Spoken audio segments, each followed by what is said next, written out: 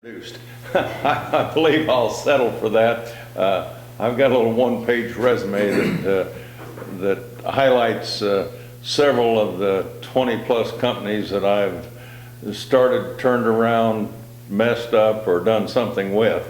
I try to be involved in the direction, the strategy, the exit plan, but I love it. I had a friend that used to say, I love to play cards, and the more I win, the more I love it. I love to play in the business world, and it's all fun. You just learn when you lose, but you always have fun. So I'm glad to be here, and I hope we can impart some wisdom that you can take and move your company to the next level. This can be a very exciting undertaking.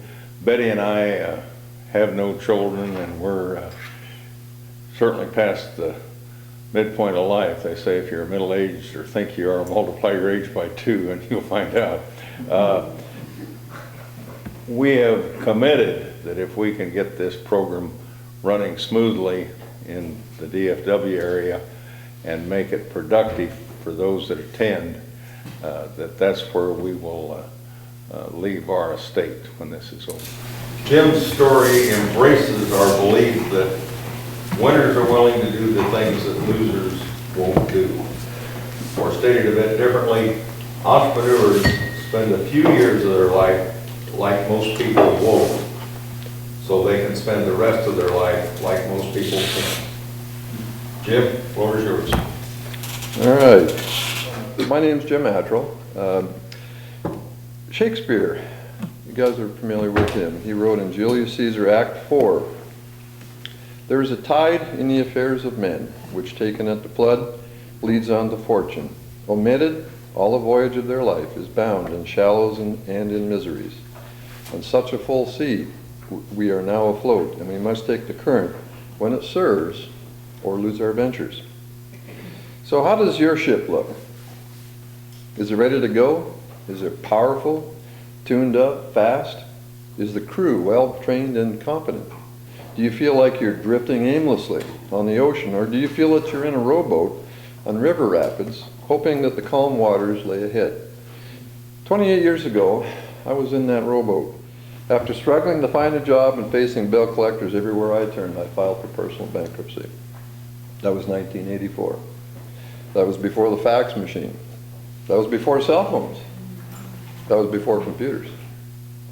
Now let's skip ahead 26 years later, if we could, to the year 2010, a much better time. In 2010, after spending 12 years building a business that we started in 1998, and after achieving annual revenues in excess of $30 million a year, with $5 million in earnings and employing at times up to 100 people, at peak, my wife and I sold our business to a publicly traded Canadian company. From the humble beginnings of a Mac computer in the den of our home, and seed capital from a home equity loan, we realized the benefits of 12 years of personal sacrifice and good old-fashioned elbow grease. We stayed on as employees for a time, she for a few months, and I for 17 months, and then I retired, sort of. I've walked the Great Wall of China. I rode a camel at the Great Pyramid of Giza. I fished below an Alaska volcano. I sailed the Sea of Galilee, walked the streets of Jerusalem, been to Mount Fuji and the Opera House in Sydney Harbor. And I've also seen the most desperate human conditions you can imagine in Haiti. And I'm doing my little part to help with that. So, that's my retirement life. I don't earn a paycheck or collect Social Security, and I'm busier than ever. But I'm doing what I want to do. That's the best part. So where's your ship heading? Do you know what the destination is? Do you know about when you're going to arrive there? Sherry and I are not big spenders. We don't have boats. We don't have RVs or second homes. What we like best are the times that we spend with family and friends at a great restaurant with a nice glass of wine. We're realizing the fruits of a sacrifice that we made during the 12 years of building our business. We do as we please without financial restraint, but we do it with the regard and compassion for others.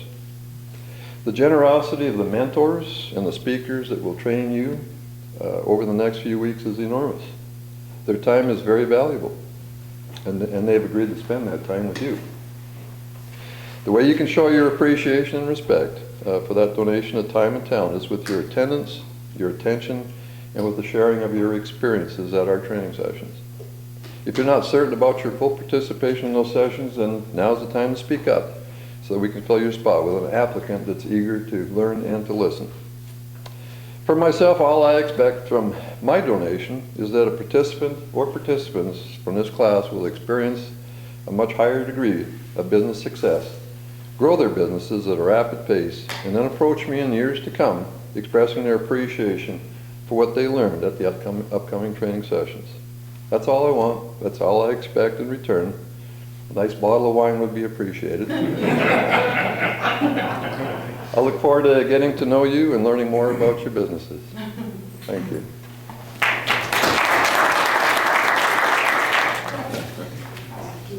As I said, the seeds of this program were no doubt planted 20-some years ago when I was privileged to attend at Harvard's Business School. I personally believe that college professors with their PhDs may well be qualified to teach math and science and maybe literature, some other subjects, but they've got no business in most cases teaching entrepreneurs anything. One of the fascinating observations I made at Harvard was that you could take 24 committed entrepreneurs, all headed out after the same goal, and they could take off in 24 different directions and all get there. And to me, that was a major observation that told me that determination, persistence, passion can outweigh most obstacles. Virtually all the wisdom I received at the Harvard program from my fellow entrepreneurs and professors advised me that it wasn't a feasible concept. I'm very happy to report to you that we sold out of that company 6 years ago when it only had 300 or 400 locations here in the States. Today it's in 47 states with over 1,000 locations. And I advised when we got out my fellow shareholders and friends to hang on to their stock, that we were getting old and had other things to do, but the company was going straight up. A couple of those shareholders, David Hammer and Frank Adams, are still on board, and today they're courting an offer for, in excess of $200 million for that company. So all that is simply to tell you that in your darkest moment, the most important person to believe in is you. As you may have gathered, in most cases, I don't believe entrepreneurs should learn from professors who've never had to make a payroll, raise capital, haul out the company trash, or mortgage their home or their futures. The PhDs teach from one book with one best way to do things. And that's a great story, but they fail to point out that the best way to do something is only the best way if it fits you, if you believe in it, if you're comfortable with it, and you can present it as you move forward. Fortunately, in this group and this program, our mentors, guest speakers, professional advisors frequently disagree, and they present many different ways to accomplish the same goal, allowing you to pick the one that feels best on you and put that in your toolbox. Hopefully you're aware that each mentor, guest speaker, professional advisor is giving of his time and talent for this program at no cost. Additionally, the mentors have contributed anywhere from $5,000 to $25,000 to help get through the legal expenses and launch this program. We hope to amortize that over many successful programs where it's not significant, but it's damn sure significant against this first class. At this time, I'm going to ask each of our BEO team members that are with us tonight to introduce themselves briefly. Tom Eastham, CEO of Acuity Systems. started this business 20 years ago. I left director of sales of Fujifilm and thought maybe I'd go help salespeople. And I started working with companies, and I found out that I'd get in front of a couple people, and one would get better, the other one wouldn't. And that bugged me. So then I realized that the problem was, what are the people? What's the difference between the people? And I realized that one person could get better, the others didn't. So that's when I really got into understanding people. And when I started doing that, I could go to business owners and saying, listen, let's look at your people, and maybe you got 15 salespeople, let's work with only the 5 that can get better. I don't want all 15. Then I found out that I take those 5 and get them better, but if they didn't have the right processes in place to back that up, then all I was doing was training 5 people to leave you, right? Because they said, I can get better, but not with you, and they're out of here. So we started working on processes, kind of like compensation plan, metrics, how you measure people. What do you measure those people on? And when we started figuring that out, then we had a plan. Then we found out if you don't have the culture to back all that up, then it all falls apart. So when I talk to business owners, I always say it starts with you. Don't expect us to train your salespeople without training you. It's partly you.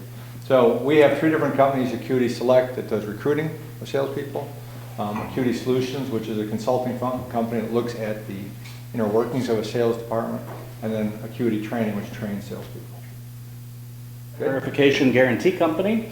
We became the 8th largest in the country. Had a goal from the time I was 18 to be a millionaire by the time I was 30. When I was reaching 30, I was only making $60,000 a year, even though I had 160 employees and nearly a $20 million company, and figured it was time to change my goal a bit to be a liquid millionaire, and did sell out. I did sell out to Telecheck within about the largest check verification guarantee company. Sold out to them about 6 months later. Thought I was retiring for life. Got really depressed. Started my current company. It started out as a payday loan company, title loan company. We're really more of an installment loan company now, doing larger loans, but it still is small dollar loans, high interest rates. In addition, because I do a lot of training within my company, I got into Tony Robbins training. He does firewalking. I got into firewalking, bought the company that trained Tony Robbins and T. Harv Eker, and now on the side I travel around the world and teach coaches, speakers, and trainers how to do firewalking, glass walking, and set up organizations and training to motivate people. Looking forward to getting to know you all better. I'm the professional service provider in the group. I'm David Hammer, professional service provider with a twist. I'm a CPA with a background at Deloitte, a lawyer with a partner in 2 different law firms, but my present practice in life is the representation of buyers and sellers of companies on a success fee basis. That's given me the opportunity to represent both public company buyers and sellers, as well as entrepreneurs. I've been involved as the lead in about 150 successful transactions for over $1 billion. 14 of them belong to Mr. Rogers, in case anybody is wondering. The practice of working with entrepreneurs has been an incredibly rewarding practice, and one that causes you to think in ways different from the way you think when you're representing public companies. I started representing exclusively public companies and gravitated toward the entrepreneurial representation that I'm engaged in now. And it is a much more rewarding thing to represent people whose lives will really be changed by the transactions that we do. Hi, I'm Chris Dunham. I'm probably the only one different here, not for obvious reasons. But I actually did train Planet 10, did not know if I was going in as the before or the after. But as you can see, I'm an Indian by birth, American by choice. I say I'm a husband by union, a father by blessing, and everything else by pure accident. Claim to be a motivational speaker of some degree. I'm an author. I was the chief curriculum writer for Ziegler, resigned as their VP of global operations after 20 years of service to the man who pretty much raised me in this country and taught me everything I know. So my time with you will be spent on the people side of quality. I believe in the tri-dimensional nature of success, that we are mental, physical, and spiritual, but we try to compete in a two-dimensional world, so hopefully we'll try to posit some of that. But as I was sitting there, I was thinking to myself, what can you tell a group of people who are already accomplished? Eric Hoffer once said that in times of change, it is the learners who will inherit the earth, while the learned will find themselves beautifully equipped for a world that no longer exists. So we look forward to imparting to you, but more importantly, any place I'm called to teach, I always come to learn. Look forward to being with you. My name is Betty Rogers, and I feel like I've visited with all of you and talked to you or emailed you over the period of time, but glad to be here tonight. My background is basically in nursing. I've been involved in Spectrum Emergency Care, which we sold emergency contract services for hospitals, and that was one of the competition to former Frank's company, Medical Edge. And then we had I met Jay and we went into consulting business with an RAF, and we did all kinds of medical testing for public employees. The other thing is that we started Healthcare Staff Resources, which was a staffing company. Jay was telling you about it a little bit ago, and we had it for 6 years, and we sold it for exactly what we wanted to on the date. No, 1 month later than what we said. And then we started Smart Start, and I think you've heard a little bit about that from Jay and from David. And now we're in Track What Matters, and we're putting GPS monitoring and tracking on vehicles and assets. We're looking forward to hearing from Stephen Van Oyen a little bit later on. But the one thing I want to leave you with tonight is that, you can have great ideas, but unless you have somebody to follow through, those ideas just fall right down through the grate. And I'm a great follow-through. I make things happen. I don't let things sit on the table. They happen, and as you see, we're here tonight, so I made those things happen. The participants will allow to introduce themselves and Hi, I'm David Greer. I have a company called NextCorp, and a solution that we've built. It's called SMB Suite. But first, I want to let you know I really am honored that you would even invite me to something like that. This is a really big deal. My background is really what's relevant is back in early 90s. I was brought in to start consulting practice for Ernst & Young in Fort Worth, and subsequently took over the Dallas practice, and it was basically around financial system consulting, accounting system implementation. So we pre-packaged this SMB suite, which is accounting and CRM, all the Salesforce management, all that into one. Hello, I'm Doug Oppenheimer. I live in Flower Mound, and I own a technology company. I worked on opening up hotels across the country, ended up opening up about 60-something hotels, 314 Y2K conversion properties, oversaw that. Saw this new .com thing, Wyndham International and booking engines and all this stuff. And they're like, just put Doug on it. He'll handle, figure it out. And so I sort of learned the business from operations to technology. I decided to go interview with some other companies and decided, I don't know if I really want to work for someone else growing their business. And I said, let me try this IT thing out on myself. And I really like to solve problems for companies. The money side comes with it always. We've always been profitable. I've never really worried about that side of the business. We just try to do what we do right for our customers, and everything else sort of falls in place. But right now we're at a point where we're at critical path. It's like, where do we go there? How am I going to grow it? In 10 years, maybe I'll be hiking up that Mount Fuji or whatever. But right now, more importantly, is just to have fun and grow our business. That's where I'm sort of at in my life. Thank you. thank you. Good evening. My name is Joel Patterson, and I would like to echo what David said. Actually, I really appreciate even just the opportunity to talk to you guys. It's cool because I didn't really come here with a lot of expectations. Didn't really know what this was gonna evolve into, and I've already learned a lot about the fact that this is the first class, so that makes it kind of extra cool, right? So appreciate that. I'm in technology consulting as well. From a personal perspective, in 1989, I was actually I was a ceramic tile and granite setter, right? I worked construction for 4 or 5 years, and because of one person that kind of took a flyer on me and was able to say, hey, I'm going to give you this opportunity. I was able to go to college. I was able to I worked for Arthur Andersen out of college. I'm in my second business that I'm starting right now, and we're only about 1.5 years in, but we have a lot of the same challenges that I'm sure you guys faced every single day. Culture, cash flow, all that stuff always kind of comes to a head at once, and it's really about how we manage it. And I look forward to learning from you guys and seeing what I can glean from it. All right, thanks. A couple of you guys. My name is Chess Williams. My company is called Frontier Strategies, and we're in the medical services business. And so essentially we work with a lot of primary care physicians, your family doctor, for example, and we bring advanced diagnostic testing to their office so they don't have to refer you out to a specialist, essentially. So an example would be if you ever know anybody like an entrepreneur that's under a whole lot of stress and they start feeling that chest tightness and they go to their family doctor, instead of you having to go see that cardiologist, basically we bring a team in and we'll take care of you in his office and see if you're really screwed up and need to be at that specialist or if he can continue taking care of you.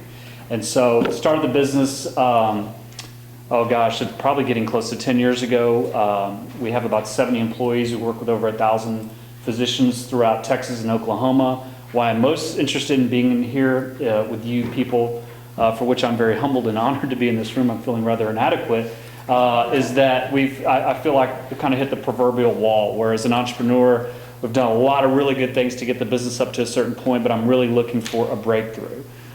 We have a very heavy focus on culture. We're trying to build something very special and need all the help we can get. I think Tom can attest to that, as I'm a client of his, and so he's seen all the warts, I guess. So that's why I'm here. So I grew up down in South Texas, down the Rio Grande Valley, West Lacote, Texas. I'm a TCU guy, married with 2 kids, and live in Dallas. So just very happy to be here. Thank you for your time. Hello, my name is Jason Pettigrew. I grew up in Arlington. I'm the middle child of 5 kids. Was a horrible student in high school, barely passed high school, scored 680 points on my SAT. Somehow went through 3 years of junior college, talked my way into St. Edward's University, learned how to learn in college, and ever since I started to have some success, I consider myself a perpetual student.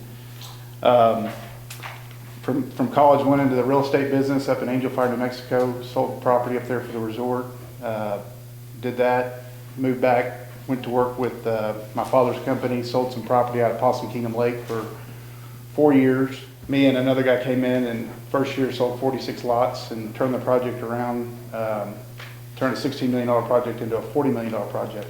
And I learned a tremendous amount during that time and really about relationships and marketing. From there, went into the commercial real estate business with my dad's company, wanted to learn what made a deal. Independent broker, sell properties throughout Texas, Oklahoma, and Kansas. My philosophy was real simple. I learned throughout my sales career that I couldn't sell anything that I didn't believe in. So my main criteria is I have to believe 100% in what it is. And 6.5 years later, we just crested the 300 million in sales mark within the last month, and I've got 12 brokers that work for me, and I just feel the luckiest man in the world to get to do what we do every day, and in a field that I'm passionate about, in the outdoors. And it's culture is a big part of what I feel like I'm helping to provide and build, and that's probably my proudest achievement. So married, beautiful wife, and 2 young boys, and live in Colleyville. So thank you. And I'm really in awe of all the different folks in caliber that's here. So personally, deep down, I feel like I'm at home. My background, my dad's one of 6. He's the first of his family to come to the U.S. as a college graduate. My mom is one of 7. She's the first of her family to come to the U.S. As a nurse. And so they both came to the U.S. to pursue the American dream and to make a future better for their kids. right? So that's the background of my life, is that I'm here to do better. They sacrifice so much, and so I can't waste my life, right? I worked for Price Waterhouse as a consultant out of school. They merged with Cooper's at that time, became one of 120,000 people, and I'm like, what am I doing in this company? I cannot make a difference here no matter what the heck I do. Really, the thing I enjoyed most about working for those tech startups was that you can make a difference. You could see the teams you're on, you could work with the client, develop and work on the implementation of these software products and platforms, and really feel like you were contributing to something. And the thing that hooked me was in 2005, I had bought a condo in 2003, and those of you guys familiar with real estate, I was doing a 1031 exchange. I was looking all over the country, where do I exchange these gains tax-free, which was a fantastic benefit of real estate. And I came down to the Dallas-Fort Worth market. And I liked it because of the job growth, the pro population growth, just everything about it just appealed to me more. Plus, it was a direct flight from San Francisco, which is where I was living. And so I did that. I was able to sell one condo and buy 5 brand new houses in Fort Worth. And I was like, you know, I got to get out of this high tech and let me do this real estate thing the whole time. I did this independently. Then we merged forces in 2008. In that time frame now, we've done 10 properties. We're under contract now for our 11th. We've done about $50 million worth of acquisitions. We've grown our NOI to up to about $10 million a year now. Worked an incredible amount of hours and realized that once you think you start to know it, then you get in trouble, right? So I'm here to just realize that there's always more to learn. I'm happy to share whatever I can share from my side, but you know, love learning, love entrepreneurs, love working on the business. I'm exactly where I should be. So thank you all. Steve Van Hoyen. In 2006, I'd been working for 6.5 years at Verizon, managing a bunch of IT guys, developing internal IT systems, and had enough, and started my way out to try and figure out how to do something on my own. So we started Track What Matters in 2005. We sell tracking devices that go on anything from fleets for anywhere from a sales staff to limos to plumbers, electricians, any service market, and then on the other side to track for theft recovery and management of assets and things of that nature. I was an IT manager in a in a huge corporation, and had very little in the sense of business knowledge. I could build a web-based system.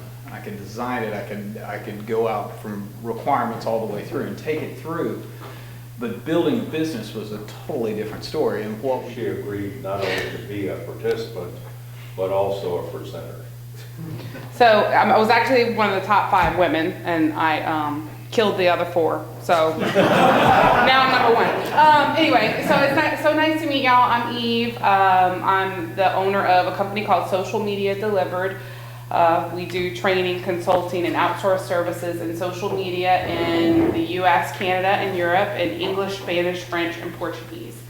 A lot of people think when we talk about social media, we're talking about the technology side of it. I've heard a lot of people here who are technology, and that is so not us and so not me.